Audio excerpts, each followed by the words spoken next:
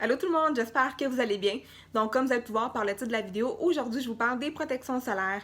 Puis en fait, ça va vraiment être une première vidéo d'une série de vidéos qui va s'attaquer uniquement aux soins solaires, étant donné que oui, c'est non seulement un sujet qui me passionne énormément, mais en plus je trouve qu'il y a pas assez d'informations qui est donnée aux consommateurs lorsque vous magasinez votre protection solaire. Et le but de toutes mes vidéos, c'est non seulement de vous transmettre ma passion, mais c'est également de vous transmettre aussi beaucoup d'informations afin que vous soyez mieux outillés lorsque vous allez magasiner votre protection solaire qui va protéger votre peau non seulement pour vous, mais celle de votre famille aussi. Donc, tout d'abord, pour les personnes qui ne me connaissent pas, en fait, mon prénom, c'est Iris Isabelle. Je suis une artiste maquilleuse professionnelle. Je suis ni esthéticienne ni dermatologue. Par contre, j'ai quand même 12 ans d'expérience dans le domaine de la beauté. Je suis quand même assez bien outillée. Je suis carrément la conseillère beauté que vous allez avoir en pharmacie, excepté que pour le moment, vous allez avoir mes conseils dans le confort de votre foyer. Donc, on va débuter en faisant la différence entre les rayons ultraviolets, donc le rayon UVA et le rayon UVB. Le rayon UVA, il va pénétrer en profondeur dans la peau. C'est d'ailleurs lui qui va être la cause du vieillissement prématuré de la peau et va aussi contribuer au développement du cancer de la peau. Si on regarde le rayon UVB maintenant, lui, en fait, il va vraiment s'attaquer aux couches supérieures de la peau. C'est d'ailleurs lui qui va être la principale cause de tout ce qui est bronzage et brûlure. Et comme le rayon UVA, évidemment, il va aussi contribuer au développement du cancer de la peau. D'ailleurs, pour ça, qui est très important lorsque vous magasinez votre protection solaire, qu'il soit indiqué sur votre emballage que vous ayez une protection qui va être pour les UVA et les UVB. Maintenant qu'on connaît la différence de la façon que le rayon UVA et UVB va attaquer notre peau, on va maintenant faire la différence entre les deux types de filtres solaires. Donc, on a le filtre chimique qui va des fois être aussi appelé organique et on a le filtre minéral qui, lui, va des fois être appelé physique. Donc, le filtre chimique, en fait, la manière qu'il fonctionne, c'est qu'il va absorber les rayons du soleil, va les transformer en chaleur et va les faire expulser par la peau par après. Le filtre minéral, quant à lui, va faire une barrière sur la peau. Donc, ça va permettre aux rayons de vraiment être réfléchis et de simplement faire un rebond sur la peau lorsqu'ils vont toucher la protection minérale. Maintenant, il y a des petits trucs qui sont possibles également pour vous pour reconnaître la protection minérale ou chimique quand vous allez les magasiner. Si vous voulez pas lire toute la liste des ingrédients parce que ça peut être un petit peu étourdissant des fois, c'est de vraiment sur l'emballage rechercher un numéro de produit naturel. Donc c'est un NPN et il va y avoir une série de 8 chiffres qui va suivre. Sinon, pour la protection chimique, donc elle va avoir un numéro de DIN. Donc c'est un numéro d'identification de médicaments qui, comme le NPN, va également contenir une série de 8 chiffres. Donc, les protections chimiques vont contenir un DIN, protection minérale, un NPN, et si votre protection solaire est un mélange de chimique et de minéral, à ce moment-là, il va contenir un DIN uniquement. La première question que je me fais souvent demander, c'est qui doit porter une protection solaire? Puis la réponse, c'est absolument tout le monde. Donc, il y a une charte qui existe qui s'appelle la charte des phototypes cutanés, aussi connue sous le nom de Fitzpatrick Chart, qui est en fait catégorise les phototypes cutanés. Donc, on a le premier phototype qui est un teint très clair, les yeux clairs, les yeux bleus, blondes, cheveux roux. Donc, eux, c'est vraiment les personnes qui vont aller dehors 5 minutes, puis vont être rouges comme un mort. On a le phototype numéro 6 qui est en fait les cheveux, les yeux et le teint noir. Donc, c'est deux extrêmes. Le phototype numéro 1 et 6, en fait, les deux sont tout autant sujets au cancer, au développement du cancer de la peau. Donc, le soleil ne va pas faire la différence que vous soyez un phototype 1, 2, 3 ou 4, 5 et 6. Donc, c'est très important que vous mettiez toujours votre protection solaire. Puis, c'est ce qui m'amène à la deuxième question qui est quand dois-je appliquer une protection solaire? La protection solaire doit être appliquée absolument tout le temps, beau temps, mauvais temps, qu'on soit l'été, qu'on soit l'hiver, peu importe la saison, peu importe la température à l'extérieur, peu importe si vous travaillez dehors ou que vous êtes ou que vous restez à l'intérieur, c'est très important que vous mettiez toujours votre protection solaire parce que les vitres ne vont pas bloquer les deux types de rayons qu'on a vus au tout début de la vidéo. Donc, c'est très important que vous mettiez votre protection solaire. Comme je le dis toujours, comme je le répète à mes clientes, la protection solaire, elle n'est pas là pour vous nuire, elle va seulement vous aider. Puis, selon le site de l'Association canadienne de dermatologie, la neige reflète environ 80% des rayons. Donc, c'est très important que vous mettiez toujours votre protection solaire également lorsque vous allez faire vos sports d'hiver à l'extérieur.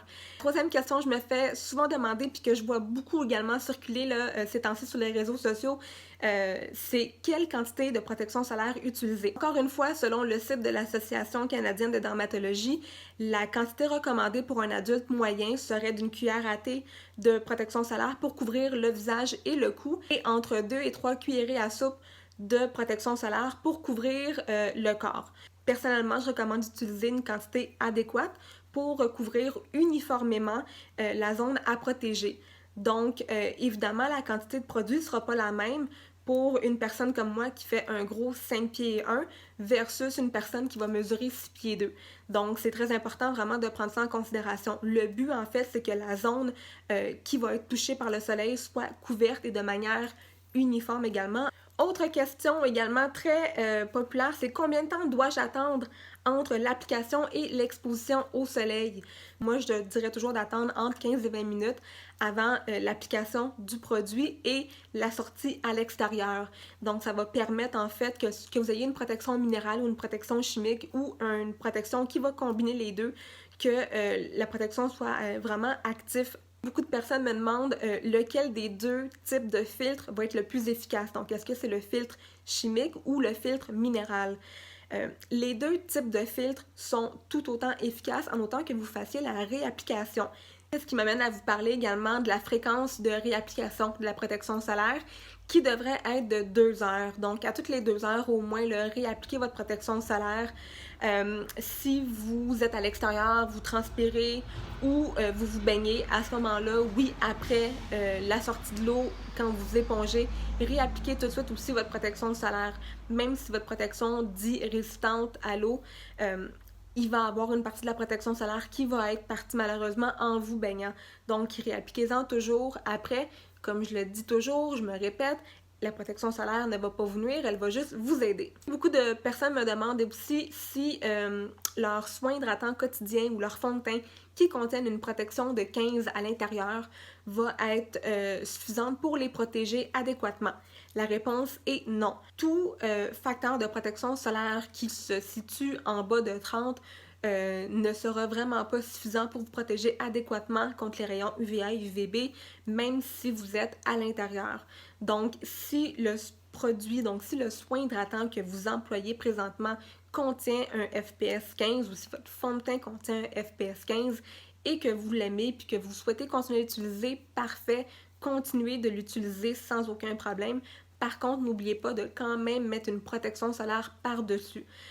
Puis, n'oubliez pas également que c'est pas parce que vous mettez une protection solaire de 30 par-dessus votre soin hydratant quotidien qui est FPS 15 que soudainement vous tombez à du 45, ok? Ça s'additionne pas. Vous allez vraiment avoir, par contre, une meilleure protection si vous utilisez votre soin solaire par-dessus votre produit. Finalement, je vous donne mes 5 points à rechercher lorsque vous magasinez votre protection solaire. Donc moi, quand je vais magasiner une protection solaire à chaque année, c'est toujours ces 5 points-là, en fait, que je m'assure qu'ils soient cochés quand je vais acheter mon produit.